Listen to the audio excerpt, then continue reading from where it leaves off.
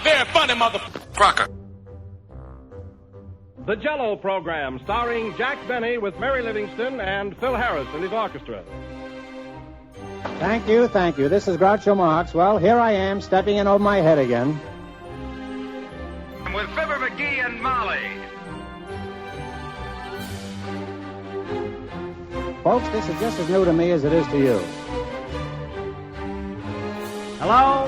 Hello, Mr. Benny. This is Rochester. The Great Gildersleeve. Well, what an original greeting.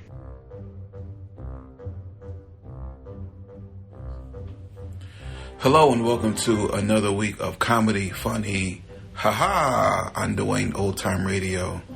One thing, please subscribe to my channel. If you enjoy what I'm doing, subscribing is 100% free.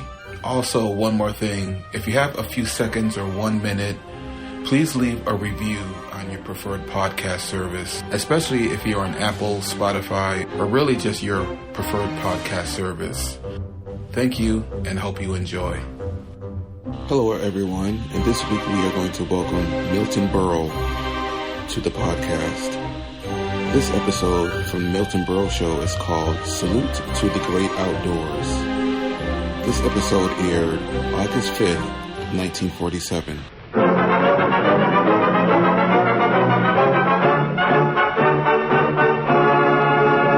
If every smoker knew what Philip Morris smokers know, they'd all change to Philip Morris. Johnny presents the Milton Berle Show.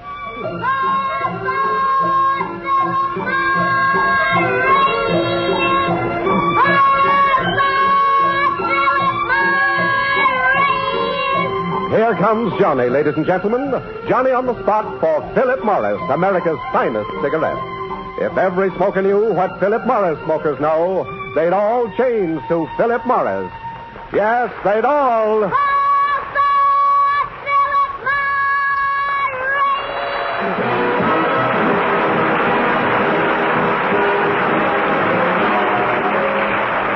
From Radio City in New York, Philip Morris presents the Milton Berle Show. With Bert Kelton, Jack Albertson, Arnold Stang, Mary Shipp, Arthur Q. Bryan, Roland Winters, our singing star Dick Farney, the music of Abe Block and his orchestra, and yours truly, Frank Gallup. Ladies and gentlemen, tonight we dedicate our program to the great outdoors. We now bring you a man who spends most of his time in the great outdoors. He, too, can't find an apartment. And here he is, Milton Berle.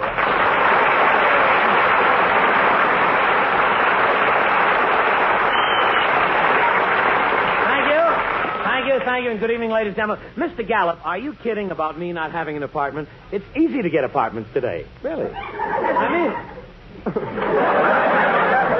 the lady hasn't got one open. I have an apartment. All you have to do is swear to the landlord that you're not a veteran. My new apartment is lovely, though. I have to share it with a pet shop. Not bad. $40 a month and all the kennel ration I can eat. Berle, you live in a pet shop. Sure I do. Didn't you know? No, I just got wind of it. Wind of it? Oh, brother, this is murder. Are you thinking of breaking your leash? Oh. Leash? Please, Mr. Gallup. Don't stop me now. I'm rolling. You're rolling, eh? Mr. Gallup, those corny jokes. You, the distinguished music commentator. Tonight you sound like the master of ceremonies at a Howard Hughes party. Who did you say? Howard Hughes. I'm fine. How are you? Stop it! Mr. Gallup, please. What has come over you? You're so jazzy tonight. I mean, what happened? Well, Berle, last week I told that joke about symphony orchestras having railroad detectives to keep out the oboes. Remember? Remember, sure. There's still some shell on the floor. What about it? What about it? Yeah. I, Frank Gallup, got a laugh. Well, all right. Burl, when I heard that laugh, something snapped. Well, have it sewed up and let's get on with the show. Shall we? Very well. Throw me a straight line. Mr. Gallup, please, now get off the nest and let me hatch them for a while, will you, please? Thank you. Your name and address, please. That's it. Ladies and gentlemen, tonight we salute the great outdoors. At this time, thousands of vacationists are roughing it, running wild, leaping and bounding like the beast of the forest. They're in Wonderland. They're at Roseland. Mr. Gallup, please. Oh, this is terrible. Tonight, hundreds of campers are sleeping under the stars or in the tents. At Roseland, it costs 10 cents to tent. 10 cents. Take off that putty nose. We know you, Lulu McConnell. Mr. Gallup, dear Mr. Gallup, stale Mr. Gallup, please, let me go on. To be out in the open, far from the city's rumble. At Roseland, they dance the rumble. Mr. Gallup, please. Well, just set them up and I'll knock them down. I know you. I know. You're on, kid. Well, no, that didn't you remember? No, I didn't. That's all right. There will be a new announcer on this program next week. I'm telling you, this is terrible tonight. It's like beating my head against the walls. At Roseland, every third dance to the walls. I know.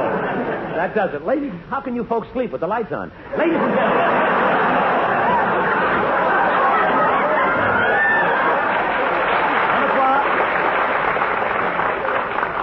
This is a comedy show. We're not breaking this stuff in, you know. Tonight, ladies and gentlemen, I'm only kidding. Presenting our salute to the great outdoors, that is America. Oh, no. Block, please. Just a fanfare. Thank you. Camping grounds are everywhere, from the tinkling waterfalls of Yellowstone to the shimmering pines of Maine, from the waving... Oh, that's beautiful. Sequoia, the Alleghenies. This, then, is America.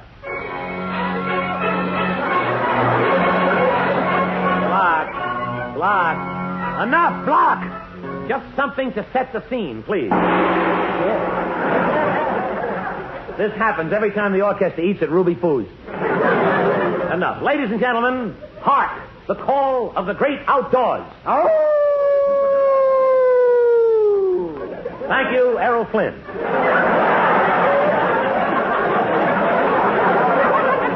Our first visit to outdoor America is to Sausalito, California. There, 4 hours ago, the champion lumberjack team of America, Floyd Tuttle and Big John Augustine, set out to break the existing record by cutting down a giant redwood tree. We have word that the tree is about to fall. Take it away, Sausalito.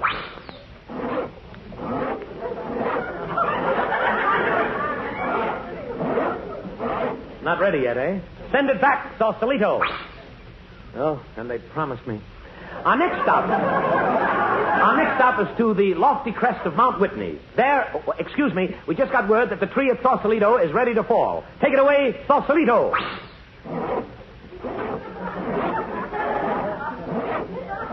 Not yet, eh? Well, send it back, Sausalito. We'll have to try them later. And now, take it away, Mount Whitney. There, a mountain climber, Mr. Leo Sperry, has reached the very top of this majestic mountain. Mr. Sperry, isn't it true that at this very moment you are higher than any man in the United States? That's right. Happy New Year! That's high enough. And now, wait. There's a flash from Sausalito. The tree is going to fall. Take it away. Timber!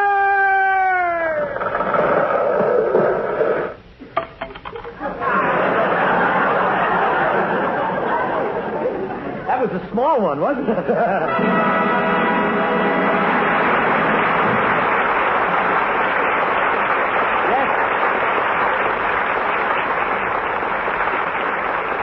All right. Take the applause sign down. Yes, Mr. Gallup, the great outdoors is even the goal of the city dweller. To live high above the hustle and bustle of Manhattan is the dream of the young lover as he sings. Just picture a penthouse way up in the sky, with hinges on chimneys for clouds to go by.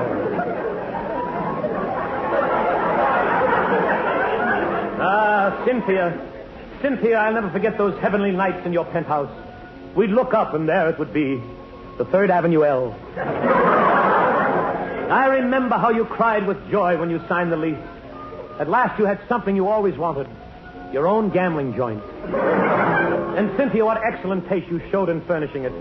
Those Chippendale craft tables. The chintz ruffles around the roulette wheel to hide the wiring. The rhinestone plungers on the pinball machine. But it was I who knew the home-loving Cynthia. How you loved to putter around the kitchen, melting down lead to load the dice. Mixing dope for racehorses. But it was the little things I remember about you, Cynthia. The shy little way you'd blackjack a big winner in the doorway on his way out. That quick flash of your perfect teeth as you bit a policeman's hand. Your tinkling little laugh when a heavy loser blew his brains out in the vestibule. And then one morning, Cynthia, you were gone. You were gone, Cynthia. And so was all the money and the equipment. Now, Cynthia, wherever you are, whatever you're doing, remember this. The gang will get you if it's the last thing we do. Because the next time I see you, I'll break every bone. When we're alone.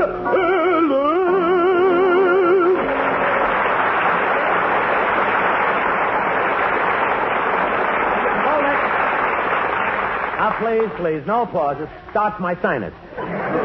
Ladies and gentlemen, no matter where we are, we can always enjoy the great open spaces by just looking up to the blue sky above. And as a surprise tonight, we have with us a man who spends most of his life high in the sky. He is that great aviator and smoke rider, daring, brave Al Smudgepot Hennessy. Mr. Hennessy.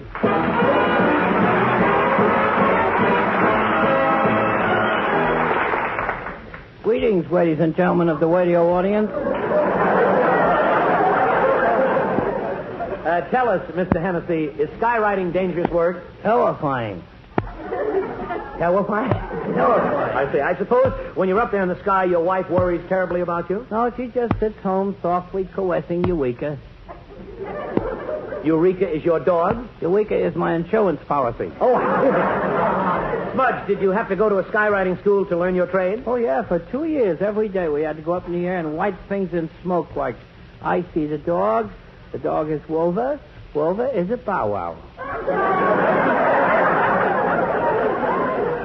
Well, that sounds easy. Oh, gracious, no. No? Oh, no, I had my aggravations. You do, huh? Yeah, one day I spelled the word Pepsi-Cola wrong, and the teacher made me go up in the air and write it 500 times. Well, when did that happen? Well, you remember the Great Fog of 1927. Oh, so that's what it was. I didn't want to bring it up, I don't want to bring up the subject of crashes, but have you ever been in real danger? Well, once I got into a terrific tailspin. A tailspin where? On a piano stool.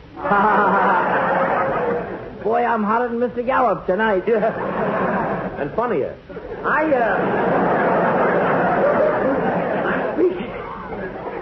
I'm speaking of flying, Mr. Hennessy. Smudge, have you ever gone into a dive? Oh, Mr. Berle, really? No, I didn't. I'm sorry, I mentioned it. In conclusion, I'm sure we'd all like to know when, in your opinion, aviation will be perfectly safe. Aviation will be perfectly safe when they eliminate the ride to and from the airport by automobile. Thank you very, very much. Thank you.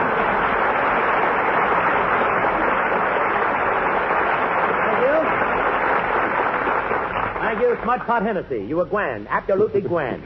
Berle. I know, Mr. Gallup. Who am I tonight? Berle, no one appreciates the great outdoors more than the Girl Scouts. The Girl Scouts. That's true, that's true. And tonight, you're the intrepid leader of a Girl Scout troop, Mildred Berle. I'm Mildred Berle. Yes, and you're leading your troop through the woods.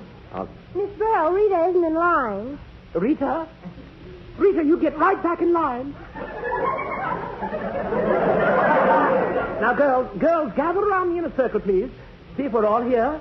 There's Amy, Alice, Gwendolyn, Martha, Anne, Irving. Irving?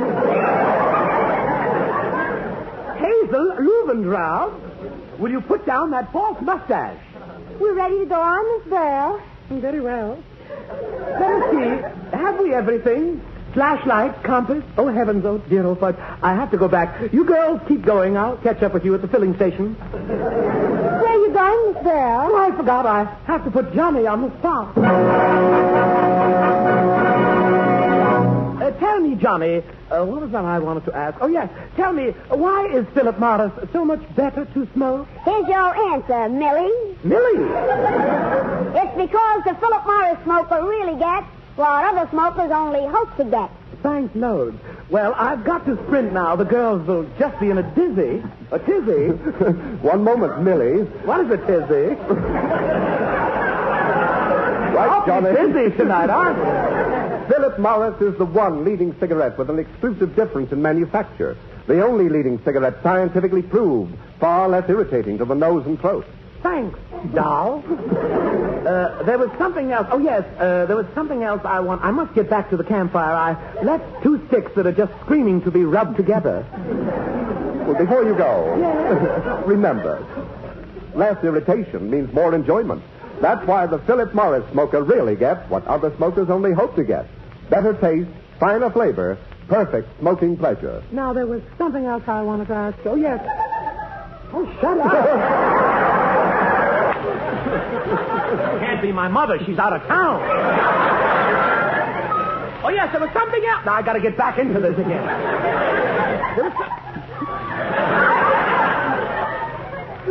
There was something else I wanted to ask you. You're not Johnny, are you? You're the needle-nosed one, aren't you? Oh, yeah. Well, tell me, kid, doesn't every smoker know that?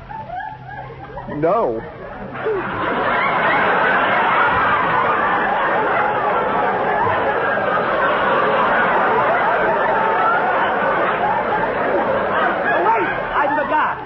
Doesn't every smoker know that? No.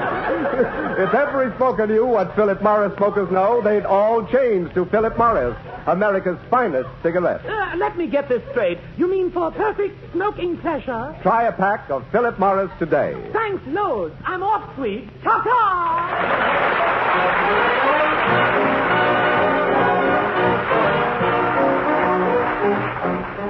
That was Ray Block and the Philip Morris Orchestra playing Red Silk Socks. It would have been stockings, but it wasn't long enough. And Ray, that sounded swell. You're crazy to want to learn how to read music. And now, to continue our salute to the great outdoors, we present... Outdoors Forum tonight. Outdoors Forum tonight. The question, will Times Square become a national park now that the bookies have left? Thank you. Let's have some questions from the audience. Let's begin with this gentleman in the aisle plucking his eyebrows. Yes, sir? Mr. Berle, I came all the way in from the northern New Jersey woods just to shake you by the hand. May I, sir? Why, of course. There you are. Thank you. Now, you've got poison ivy, too. Thank you. Now we can start from scratch. Next question. This young man with the loose garter belt. Young man, what is your name? My name is Andre Castellanos. Andre Castellanos? I'm the real one. The other one's a phony. Yeah, he is? Yeah, he just took the name since I become popular. I see. Well, let him have it. I'm going back to my maiden name. And what was your maiden name? Lily Pond. All right, Lily, tell us, what is your question? Do you think I should go on a camping trip in the mountains? Well, I understand it's pretty dangerous up there. Oh, you know, mountain lions and bears, they could attack you. Yes, but... why should I drag myself up there just to be clawed to death? If you What feel... are you suggesting the mountains for? I didn't I suggest... didn't do you nothing. What do you got against me? I haven't... What are you, bloodthirsty or something? Look, Sure, what's the life to you standing there fat and safe? All I said... What do you have to send me to the mountains for? Do it right here. Kill me. Go ahead. Kill me.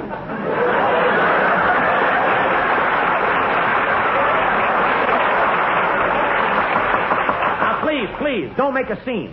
Now, if you have a question to ask me, ask it. Craig, do I smell from onions? Please, no personal questions. Let's hear from the fairer sex. You, madam, with the hot towel on your head. What is your name? Tallulah Feeney, I'm a homemaker. Yes, and you have a question concerning outdoor life? Yeah, how can I stop my husband from being so nuts about fishing? Your husband is crazy about fishing? Crazy. He won't even step into the bathtub without a pole and a can of worms. Fishing in a bathtub? Well, that's ridiculous. That's what I thought. Till the other night he come out drying himself with a flounder. Well, that's silly. The equipment he buys. You should see his high-hip boots. They're high? When he pulls them up, I got to cut out 2 holes for his eyes. Well, he sounds well-equipped. Last week there was a run of fish. He went right in and caught him with his hands. You know them little shiny fish? Smelt? Pretty bad. He did. Once he went on a big fishing party. That taught him a lesson. What happened? A guy in the next boat hooked him and pulled him in. Really? Yeah. They took a picture later. It shows the guy who caught him holding my husband by his feet. Well, that's awful. When did your husband come to? The next day, he was on a scale at the Fulton Fish Market. You went down to get him? Yeah, he cost me 59 cents a pound. No kidding. They sure cleaned him nice. What patience. He can sit for hours with his feet dangling over the side of the pier fishing for lobsters. No luck? No toes. Is he still a fishing fan? Not after his last trip. He come home after being gone for 2 weeks. Did he catch anything? Yeah, from me, across the mouth. Thank you very much, Mrs. Feeney. Thank you. Thank you. And now in tribute to that great vacation spot of millions, Coney Island, let us all join in and sing. Oh, I wish I was on a sea beach local, sipping on a Coca-Cola. Look away, look away, look away, Coney Isle. Oh, you push and shove, but it's waste of fighting just to spend the day at Brighton. Look away, look away, look away, Coney Isle. Then we wish we were in Coney. Hooray, hooray. At Coney Island, hot dog stands will fill ourselves with relish. Away, away, away, away, away down south in Brooklyn. Away, away, away, away, away down south in Brooklyn.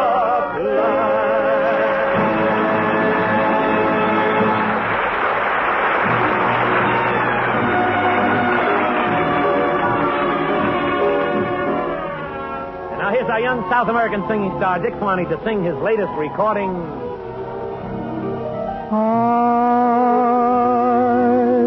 wish I didn't love you so. My love for you should have faded long ago.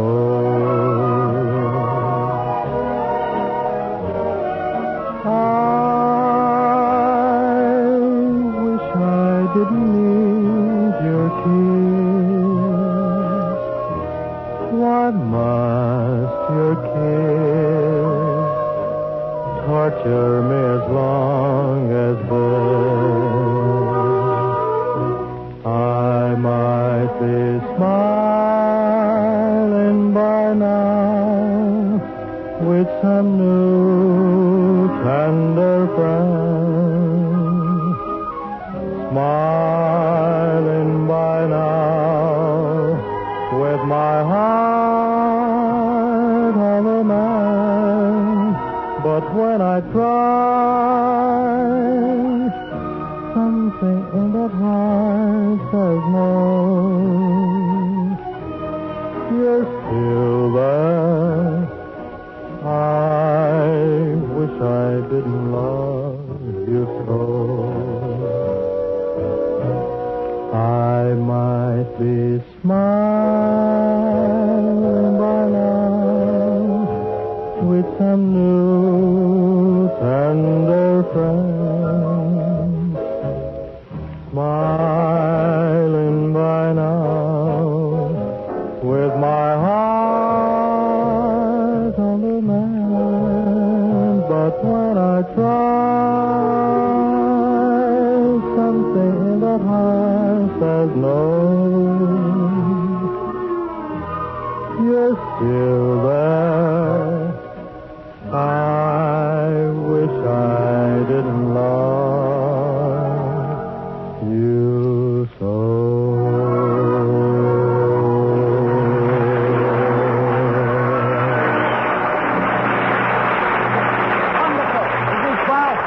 Wonderful, Dick Swanee. Oh, boy, what a voice.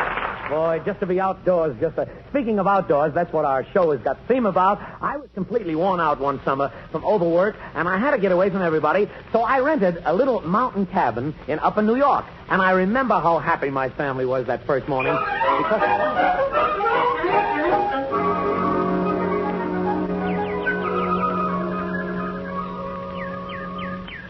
Milton, listen to that bird. Oh, it's beautiful. You know, dear, there's something wonderful about a bird. You should know, Pop. You got plenty of them in vaudeville. Quiet. Look, Junior, we all came up here for a rest. Why don't you lie down? Lie down? I do that every day at the psychiatrist. I'm getting couch happy. Quiet, Junior. Go outside and play. Hit your head on the rocks or something. Ah, this is peace and quiet. In the mountain greenery. What's that? Look, dear, it's Sam and Martha Harrison. Sam and Martha Harrison? No. Quick, everybody, lie down and pretend we're dead. Oh, that's Sam Harrison and his crummy jokes. That's why we ran away from New York. Now, Milton, be nice. Come in. Surprise! Hi, Sam. Hi, Martha. Hello, Sam, Martha. Well, and little Junior. What's the good word? Wow. Junior! Sam, you left your motor running outside in your car. Oh, I know it, but we can only stay a minute. Martha and I are on our way to Albany. I said, let's stop off and see the Berles. Isn't that what I said, Martha? Yes. Well, thanks for dropping in, Sam. So long. So long, folks. Oh, say, Milton, I almost forgot. The reason I stopped by was to give you a joke for your program, wasn't it, Martha? Yes. Sam, your motor is running. Well, this will only take a minute. Two Swedes were playing pinochle. Sam, your motor is running. So the second Swede says, what time is it, Pat? And he, Pat. Oh, wait. Oh, no. They were Swedes. They were Irishmen, weren't they, Martha? Yes. Sam, your motor is running. So the first one turns to the... No, it was the second one. Sam, your motor is running. Now, here's the punchline. Sam, your motor is running. Get this. Pat turns to Mike and says... he says...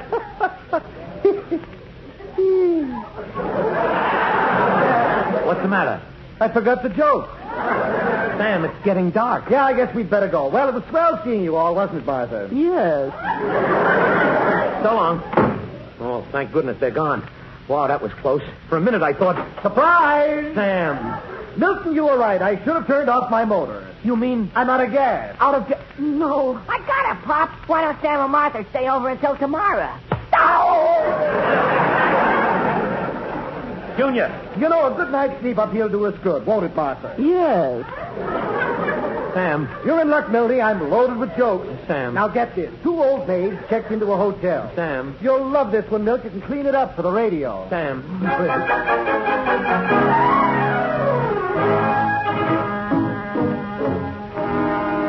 So the bellboy answers, just 1 towel to a room. Sam. Look, it's morning. You can get your gas now. Oh, say, that's right. Martha. Yes? I've got to finish this joke for Milty. Will you take Milty's car down to the village and get the gas? Yes. Wait a minute. My car. Now, about that joke. Sam, start packing. She'll be right back. Oh, it'll take her hours. She can't see a thing without her glasses. Sam, you hit those cliffs. You shouldn't let her drive. Oh, I never let her drive our car. Sam! So the Irishman says to the bellboy... Sam? No, it was the 2 old maids in the hotel. Go to Albany. One asks the bellboy for a towel. Go to Albany. He answers, 1 to a room. Go to Albany. She says, 1. Sam.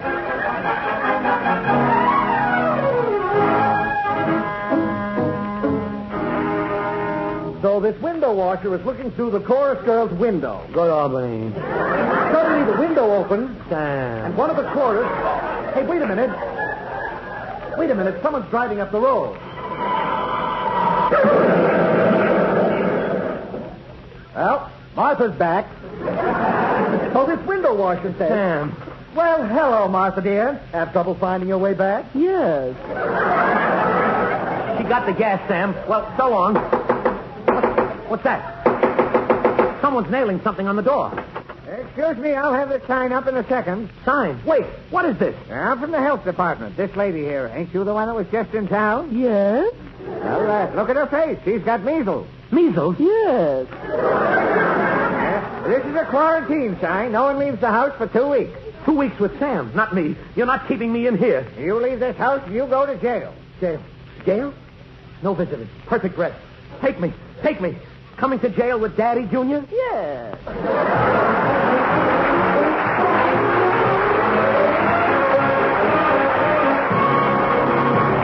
you. And now, Mr. Gallup. Philip Morris is the only leading cigarette scientifically proved far less irritating to the nose and throat. Remember, less irritation means more enjoyment. That's why the Philip Morris smoker really gets what other smokers only hope to get.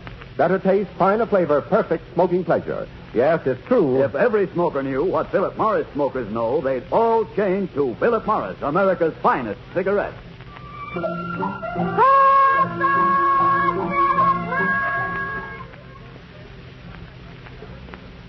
This is NBC, the National Broadcasting Company.